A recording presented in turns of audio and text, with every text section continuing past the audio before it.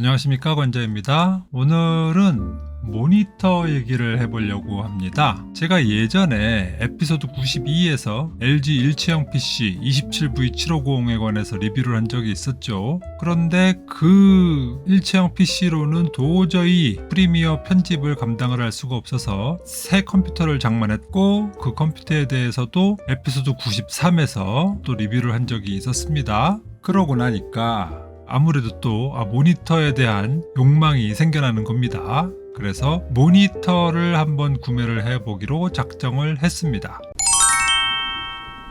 자, 그럼 저의 니즈는 무엇이었느냐?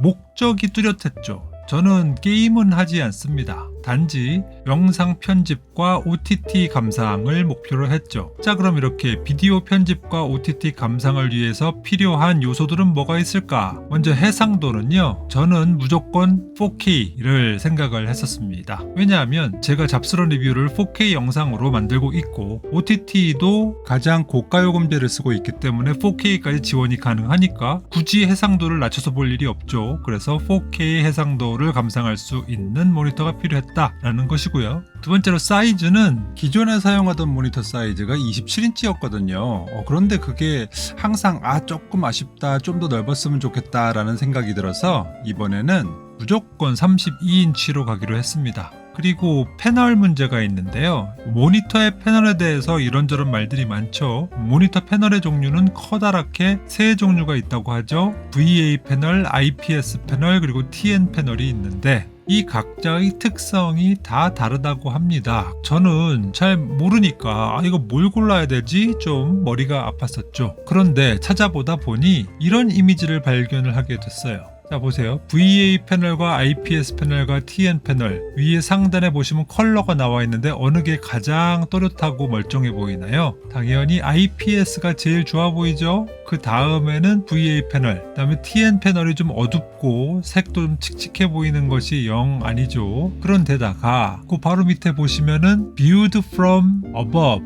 Viewed from below, Viewed from side 이렇게 되어 있잖아요. 즉 위에서 볼 때, 밑에서 볼 때, 옆에서 볼 때 색의 재현도가 어느 정도인가를 봤더니 딱 보자마자 바로 알 수 있죠. TN 패널은 아니구나 라는 걸 알 수 있습니다. 즉 위에서나 밑에서나 옆에서 볼 적에 급격하게 화질이 떨어지는 걸 알 수 있죠. 그리고 VA 패널과 IPS 패널을 비교해 보더라도 IPS 패널이 훨씬 더 좋으네, 이걸로 봐서 옆에서 봐도 색 재현율이 좋다라는 얘기는 시야각이 되게 넓구나 라는 것을 알 수가 있는 것이죠. 자, 그래서 이런 각 패널들의 특징을 정리를 해보자면 시야각은 IPS가 가장 넓고 VA가 보통이고 TN이 가장 좁다. 또 색 재현율도 IPS가 가장 좋고 VA가 보통이고 TN이 나쁘다 라는 것이고, 응답 속도 면에서는 VA 패널이 좀 느리고 IPS는 보통이고 TN 패널이 가장 빠르다 라는 것을 알 수가 있었습니다. 그리고 명암비는 VA 패널이 제일 높고 IPS 패널이 보통이고 TN 패널이 명암비가 낮다라는 것이고요. 전력 소모량은 VA 패널이 보통이고 IPS 패널이 가장 높고 그리고 TN 패널이 낮다라는 것이죠. 전력 소모량은 낮을수록 좋은 거니까. 그렇게 볼 적에 VA 패널이 좋은 것은 명암비 하나죠. 그리고 IPS 패널이 좋은 것은 시야각과 색 재현율이 좋다라는 것이죠. 그리고 TN 패널은 좋은 거는 오로지 응답 속도 뿐이죠. 자, 그러면 이렇게 볼 적에 뭘 골라야 할까? 당연히 IPS 패널이죠. 어느 하나 빠지는 것 없고 전력 소모량이 좀 많기는 하지만 최소한 중간 이상은 간다. 그리고 시야각과 색 재현율이 꽤 좋다라는 측면에서 IPS 패널을 고르게 되었습니다. 그리고 다이나믹 레인지 같은 경우에는 OTT 감상을 위해서 반드시 HDR 기능이 있어야겠다라고 생각을 한 것이고요. 두 번째로는 이왕이면은 신상이면 좋겠다. 베스트셀러도 물론 좋겠지만 나온 지가 너무 오래된 제품 같은 경우에는 최신 기술을 반영하는 데 한계가 있다 보니까 아무래도 최신의 제품일수록 신상 기술들이 많이 들어가지 않았겠습니까? 그래서 웬만하면은 신상 쪽으로 가자라는 생각을 했었고요. 세 번째로는 이게 좀 유명한 브랜드를 사야겠다라는 생각이 들었습니다. 물론 모니터라는 것이 고장이야 나겠습니까마는 그래도 모르잖아요. 거예요. 그러니까 혹시나 싶어서 AS가 어디서나 편리하게 가능하도록 유명한 브랜드의 모니터를 사야겠다라는 생각을 했고요. 그리고 마지막으로 가장 중요한 가격대인데요. 저는 이 모니터 때문에 100만 원을 넘게 쓰는 일은 되도록이면 지양을 하고 싶었습니다. 그래서 무조건 모니터는 100만 원 미치다 라는 니즈를 가지고 있었더랬죠. 이 니즈를 바탕으로 좀 찾아봤어요. 그랬더니 제일 먼저 눈에 띈 것은 LG의 32UN650 이었고요. 이 제품은 20년 10월에 출시가 됐더라고요. 그리고 그 아류작인 LG360 32UN880이 있는데 요거는 패널이니 뭐니 다 똑같은데 모니터 암처럼 생긴 그런 스탠드였어요. 그리고 이거의 출시일은 2020년 9월이라고 하는군요. 찾다 보니 하나가 더 있었어요. 바로 삼성의 뷰피니티 S8, S32B800이라는 제품이 있었던 겁니다. 이거는 22년 6월에 나온 제품입니다. 비교적 신상이죠. 이 제품은 재밌는 게 판매 타겟을 딱 정해놨더라고요. 컨텐츠 크리에이터 등 전문가를 위한 고해상도 모니터라고 홍보를 하고 있는 거예요. 마치 제가 모니터를 살 것을 알았던 양 저를 대상으로 마케팅을 하고 있었던 거죠. 그리고 최근에는 드디어 뷰피니티 S9가 나왔죠. 저는 무엇을 골랐을까요? 저는 삼성의 뷰피니티 S8, S32B800이라는 제품을 선택을 하였습니다. 이 모니터는 내돈내산이고요. 그래서 오늘 삼성의 뷰피니티 S8, S32B800의 스펙과 언박싱 정도를 한번 얘기를 해보도록 하겠습니다. 할 말이 되게 많을 것 같아요. 아니, 신상 좋아한다며 왜 뷰피니티 S9를 고르지 않은 거야? 그 얘기도 조금 이따 할 겁니다. 자, 일단 스펙인데요. 해상도는 4K 3840-2160p이고요. 그리고 리프레시 레이트 주사율은 60Hz이고 사이즈는 32인치, 밝기는 평균 밝기가 350니트였어요. 명암비는 1000대1이고요. 패널은 IPS 패널. 여기에서 요 개념이 나오네요. 픽셀 덴시티, 즉 픽셀 밀도라고 하는 것인데요. 이 픽셀 밀도의 단위는 PPI이거든요. 이 PPI가 뭐냐?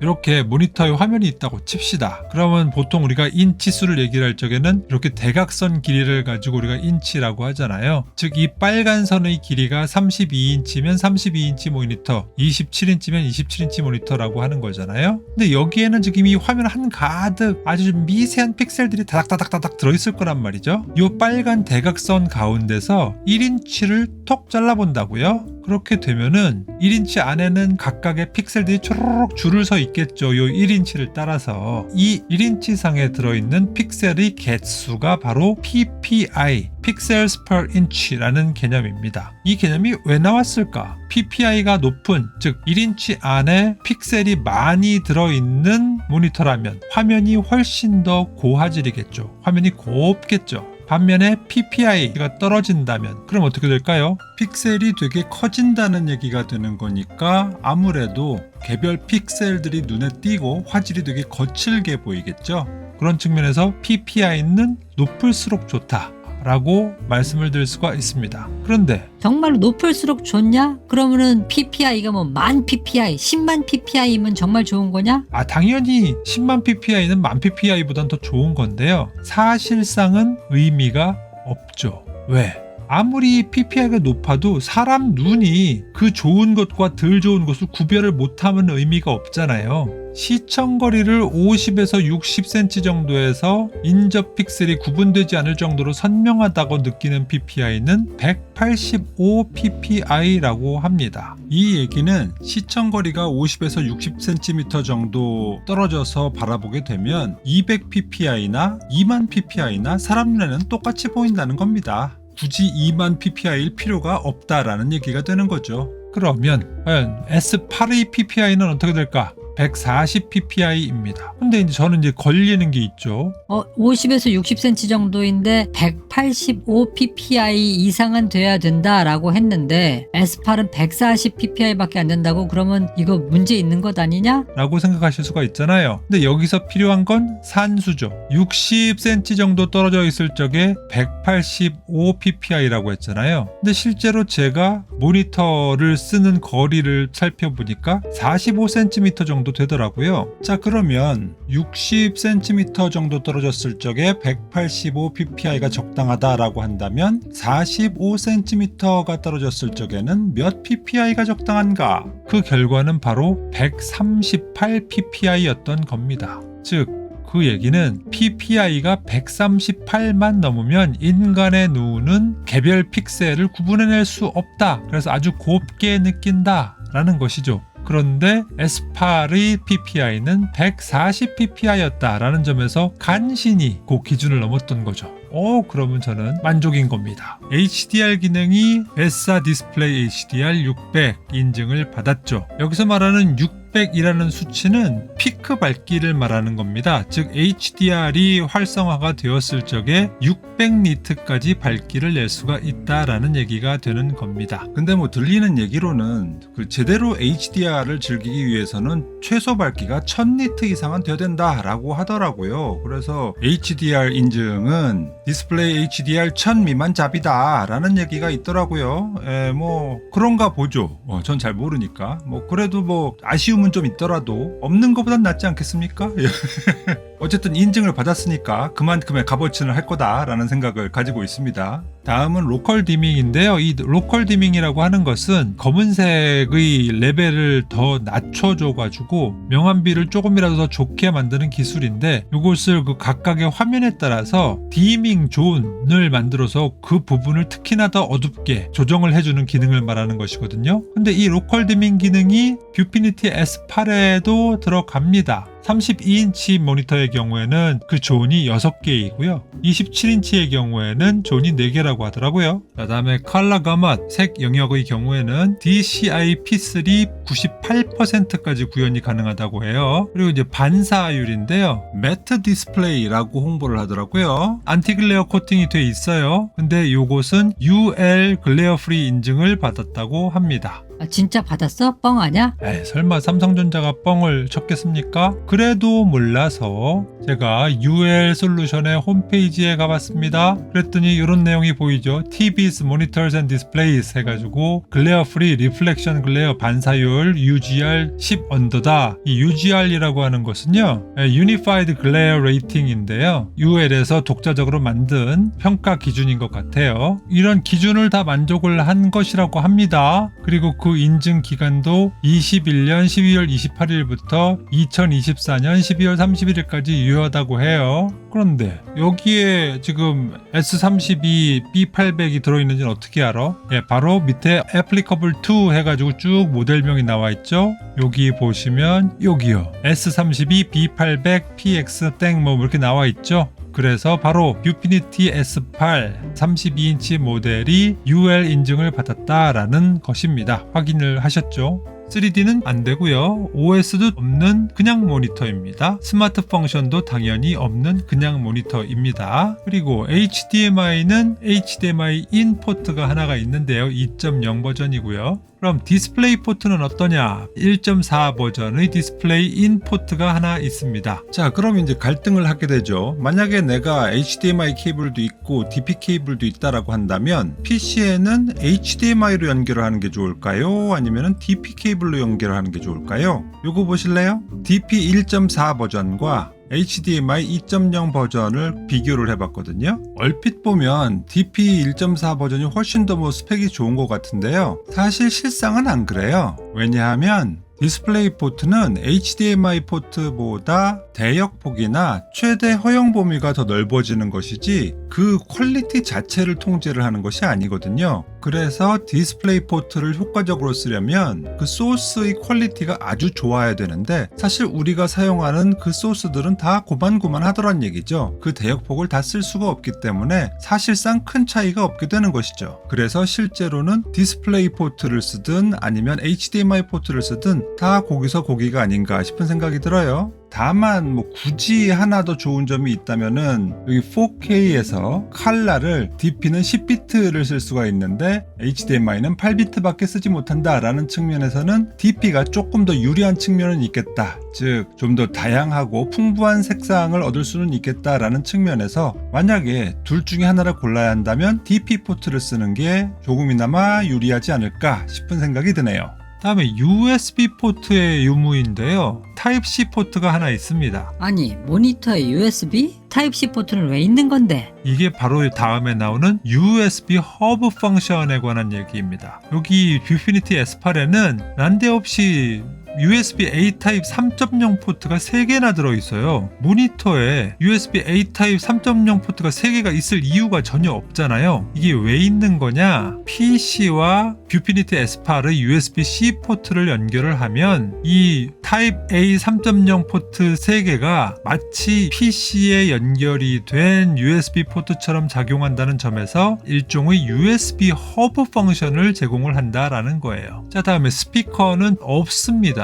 대신 오디오 아웃풋은 있습니다. 3.5파이의 단자인 거죠. 그래서 스피커가 필요하다면 PC와 모니터를 HDMI 케이블로 연결을 하든가 아니면 USB-C 타입 케이블로 연결을 한 다음에 이 3.5파이 오디오 아웃풋에 스피커를 연결을 하면 소리가 나온다는 얘기이죠. 그리고 신기하게도 이더넷 즉 랜 포트도 있습니다. 근데 모니터에 왜 랜 포트가 있는 걸까? 이게 바로 스마트 허브 펑션의 연장선상에 있는 겁니다. 즉 랜선을 모니터에다 꼽고 USB-C 타입 포트를 통해서 컴퓨터와 연결을 하면 무선 인터넷이 없는 경우에도 유선 인터넷을 통해서 네트워크에 접속을 할 수가 있다라는 점에서 뷰피니티 S8에 있는 이더넷 포트, 랜 포트는 일종의 USB 허브 펑션을 하고 있는 것이다 인 것이고요. 모니터에 와이파이가 있을 리가 없죠. 그리고 블루투스도 모니터에 있을 이유는 없죠. 스탠드의 경우에는 하스, 하이트 어저스터블 스탠드, 즉 높이를 위로 아래로 올리고 내릴 수 있는 기능, 틸트, 고개를 위로 쳐들었다 밑으로 숙였다, 또 스위블, 좌우로 회전, 피벗, 모니터 전체를 가로로 또 세로로 회전할 수 있는 이런 모니터 스탠드로서의 모든 기능을 다 제공을 하고 있습니다. 그리고 PBP, 이게 뭐야? PBP는 Picture by Picture, 즉 두 화면이 나란히 서 있는 화면이 구현 가능하냐, 또 아니면 PIP, Picture in Picture, 전체 화면 내에 조그만 화면으로 화면 두 개를 띄울 수가 있느냐인 건데 뷰피니티 S8의 경우에는 둘 다 가능합니다. 자, 이렇게 볼 적에 뷰피니티 S8은 당연히 저의 니즈도 충족시키고 또 그 성능 또한 만족스러운 그런 모니터였던 겁니다. 그런데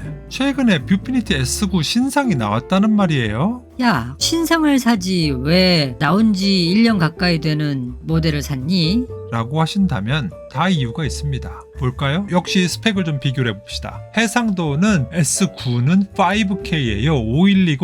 5120-2880p라고요. 오, 대단한데 5캠 더 좋은 거 아냐? 맞습니다. 더 좋죠. 그리고 주사율은 60Hz 똑같고요. 여기에서 문제였어요. 사이즈가 뷰피니티 S8은 27인치 모델도 있고 32인치 모델도 있는데 저는 32인치 모델을 샀거든요. 뷰피니티 S9는 단일 모델이에요. 27인치만 나옵니다. 아, 이건 아니죠. 만약에 제가 뷰피니티 S9에 32인치 모델이 있었다면 진지하게 고민을 해봤을 수도 있을 것 같아요. 하지만 27인치밖에 존재하지 않기 때문에 저의 니즈를 충족을 시킬 수가 없었던 겁니다. 밝기는 S9의 경우에는 미니멈이 480 그리고 최대 밝기가 600니트인 겁니다.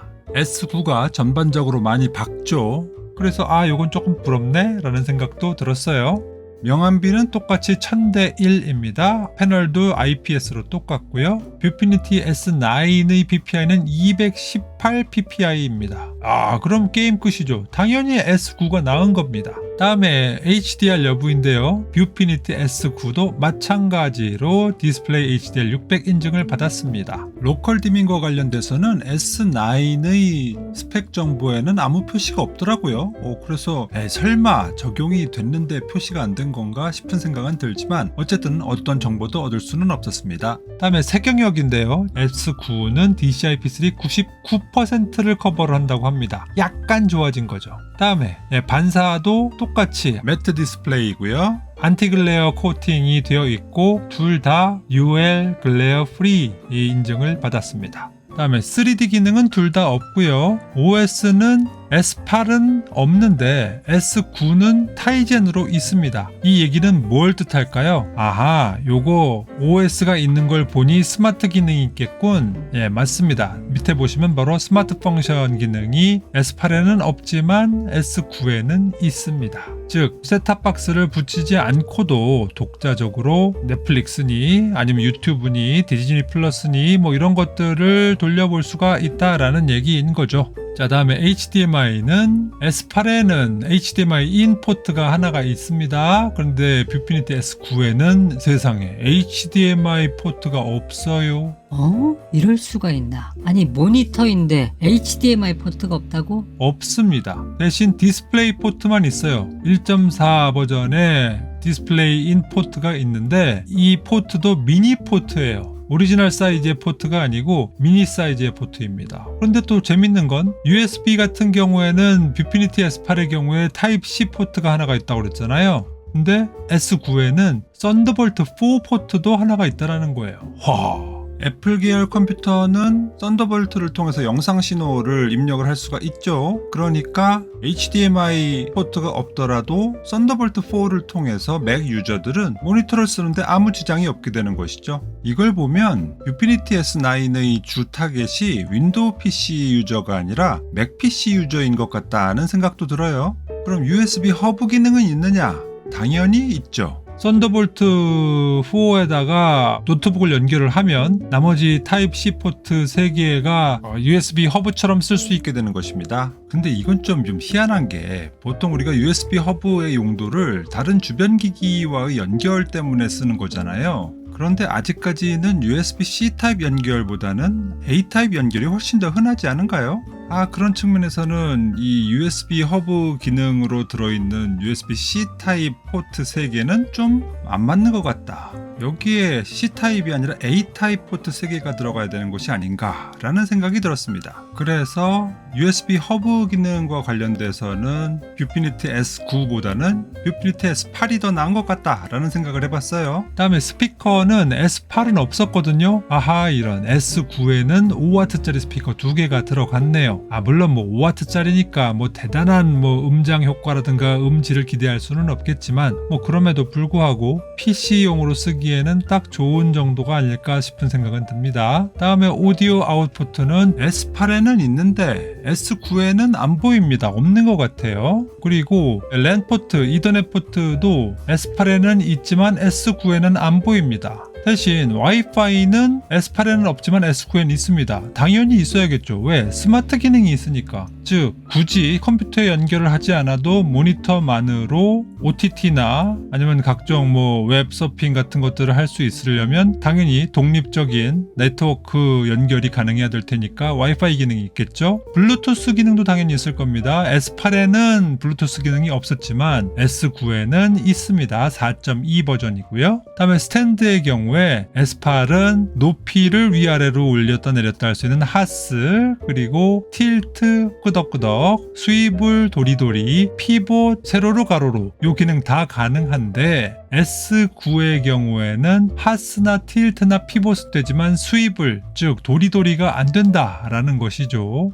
요거는 조금 아쉽습니다. 다음에 PVP나 PIP는 되느냐? S8은 둘 다 되지만 S9는 거기에 대해서 아무 얘기가 없어요. 스펙 중에 멀티뷰라는 얘기가 있어서 이게 PIP 같은 걸 말하는 건가 싶기는 한데 정확하지 않습니다. 그래서 모르겠다인 것이고요. 자, 이렇게 볼 적에는 S9도 나쁘지는 않아. S8도 선전을 하고 있지만 그래도 신상이니까 역시 S9가 나은 것 같은데? 라고 생각하실 수가 있어요. 그런데 여기서 제가 좌절을 하게 된 것은 마지막 바로 가격이죠. 이건 공홈 기준 가격입니다. 할인이나 이런 것 없이 그냥 기본 가격을 말씀드리는 건데 S8은 지금 82만원이 기본 가격이에요. 그런데 S9는 세상에 170만원입니다. 제가 굳이 100만원 넘게 쓸 이유가 없더라고요. 즉 S8도 충분히 저한테는 좋은데 그 돈을 주고 S9를 써야 될 이유를 잘 모르겠다는 얘기죠. 스마트 기능? 사실 저한테는 필요 없죠. 저는 사실 타이젠에 대해서 좀 박한 평가를 내리고 있는데 그냥 아마존의 파이어 TV 스틱 4K Max라든가 아니면은 구글의 크롬캐스트 4 같은 거 달아주면 끝이잖아요. 그런 측면에서 아쉬울 게 하나도 없었습니다. 삼성 공홈에서는 뷰피니티 S8을 82만원에 팔고 있지만 사실 여기저기 잘 찾아보면 뭐 이벤트니 뭐 포인트니 뭐 이런 거 다 합쳐가지고 60만원 아래에서도 살 수 있겠더라고요. 사실 저도 이거 58만원인가 9만원에 산 꼴이더라고요. 다 셈을 해보니까. 그래서 충분히 싼 가격에 좋은 모니터를 살 수 있겠다 싶은 생각이 듭니다. 자, 그럼 이제 언박싱을 한번 해보죠.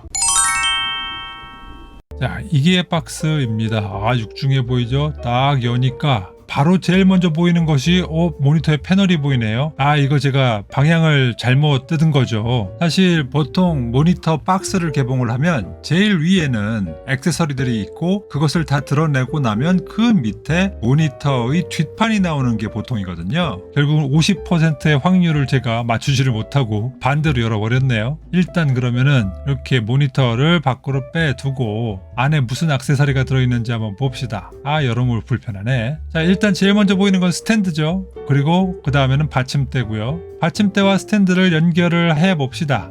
받침대가 되게 얇은데 생각보다 묵직하더라고요. 스탠드와 받침대 연결을 위해서는 드라이버가 필요합니다. 기둥도 좀 무게감이 나가고요. 그래가지고 좀 더 묵직한 느낌이 있습니다. 되게 안정감이 뛰어나다라는 생각이 들었습니다. 옆에 있는 요 고무 재질 비슷한 허리띠 같은 거는 케이블 정리용 밴드가 되겠네요. 다음에 여기 옆에 비닐봉지가 하나가 있는데요. 요걸 뜯어보면 케이블들이 잔뜩 나옵니다. 제일 먼저는 C2C 케이블이 보이는군요. C2C 케이블의 길이는 약 1m 정도 됩니다. 다음에는 전원 케이블이 보입니다. 전원 케이블의 길이는 약 1.6m 정도 되고요. 전원 케이블을 보고 있으면 좀 흐뭇한 생각이 듭니다. 왜냐? 지난번에 27V750 쓸 적에는 전원 케이블의 중간에 이렇게 벽돌만한 어댑터가 붙어 있었거든요.